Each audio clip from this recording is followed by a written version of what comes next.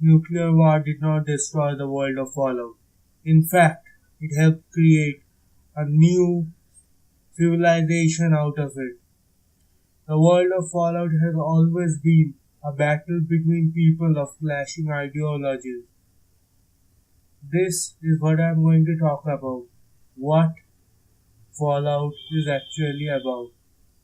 This is more or less opinion based, but it will be backed by a few facts. You are free to give your own opinion in the comments.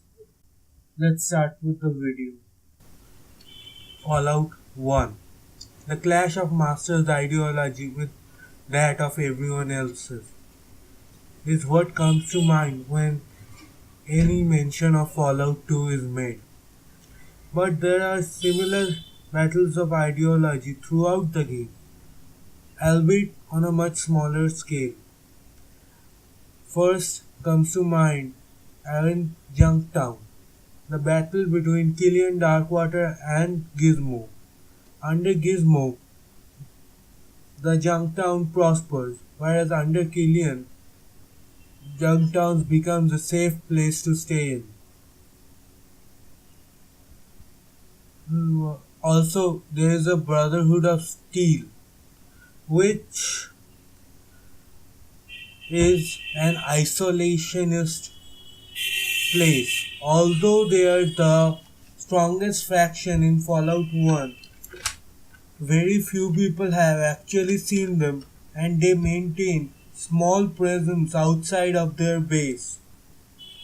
Finally, there is a conflict between the Vault Dweller and the Overseer himself. The Overseer, who is under the payroll of Vault-Tec.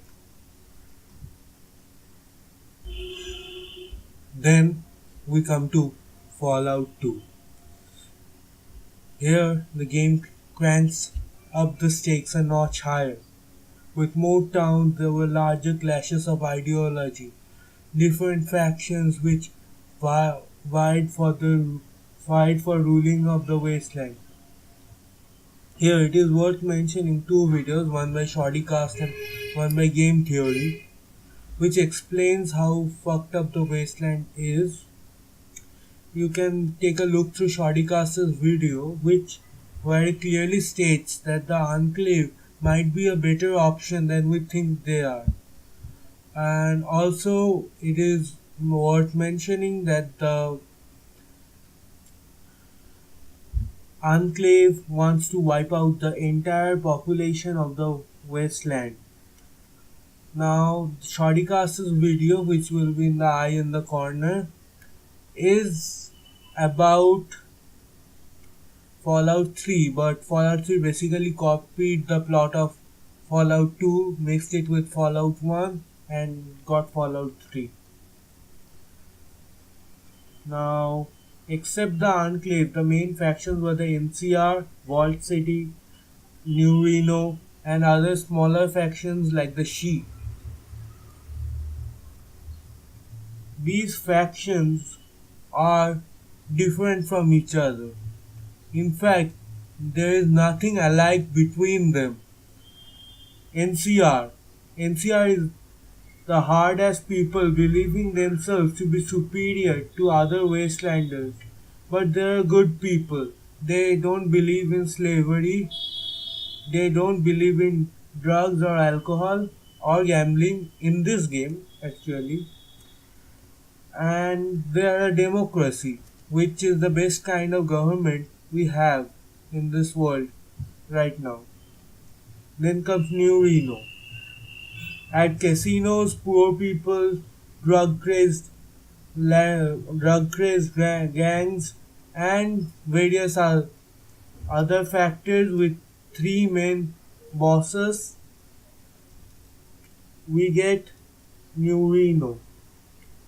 And with New Reno, we get the main part of Fallout 2, that is Jet. Here, expect New Vegas without Mr. House.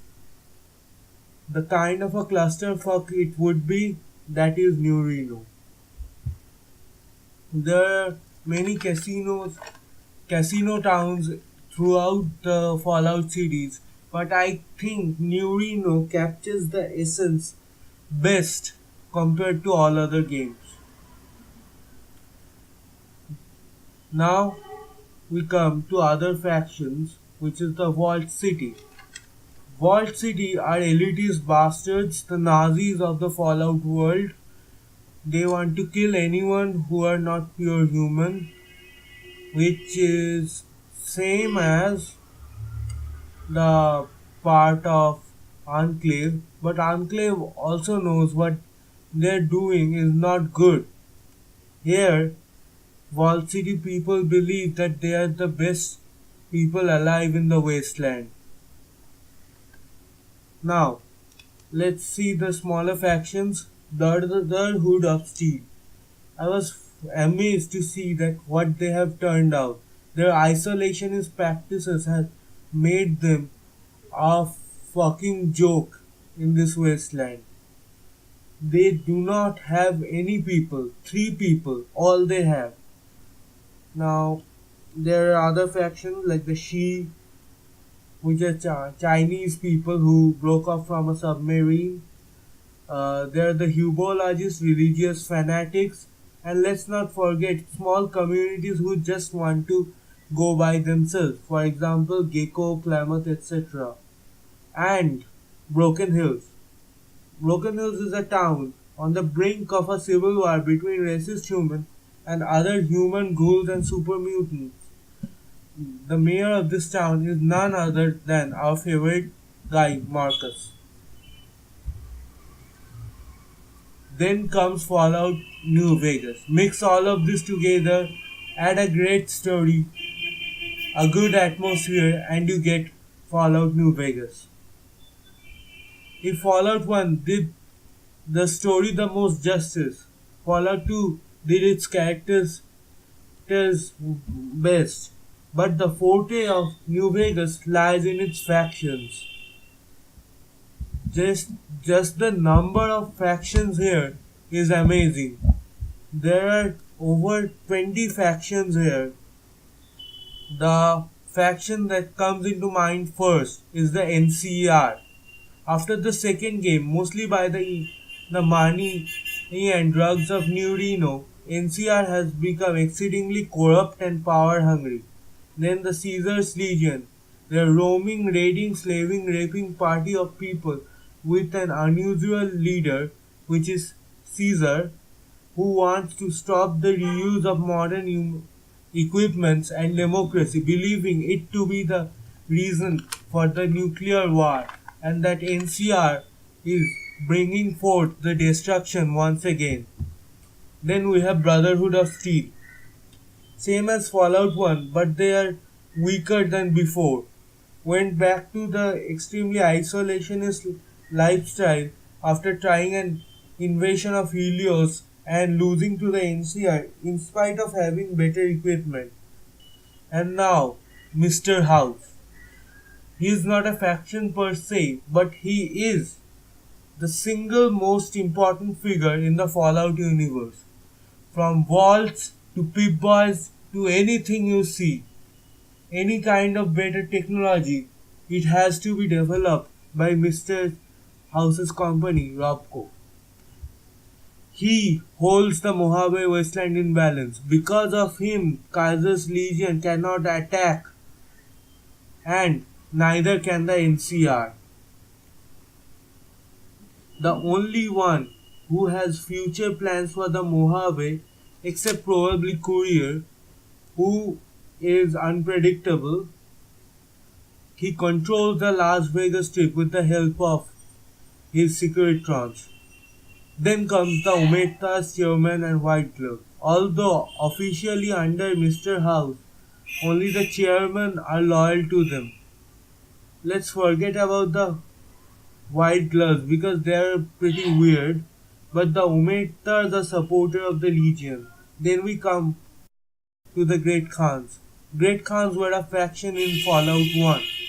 They were almost decimated by the player characters, but instead of becoming raiders, they became drug dealers.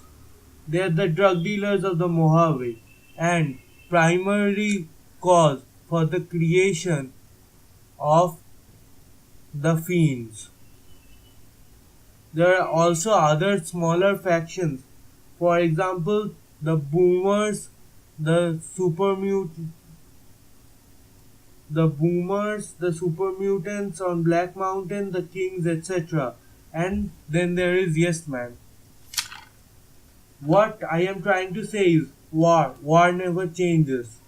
The cycle of wanting more and destroying what's left continues. The conflict with the master ended, the one with the enclave began, and from its ashes rose few factions which were vying up for the power over the Mojave wasteland.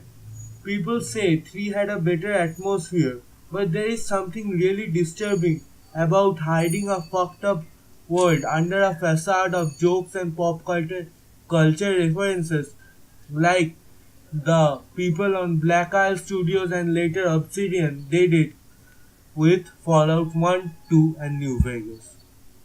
Thank you for watching. This is the first time I am doing this kind of video. You can support the channel by subscribing and also tell me if you want to see more of this type of content.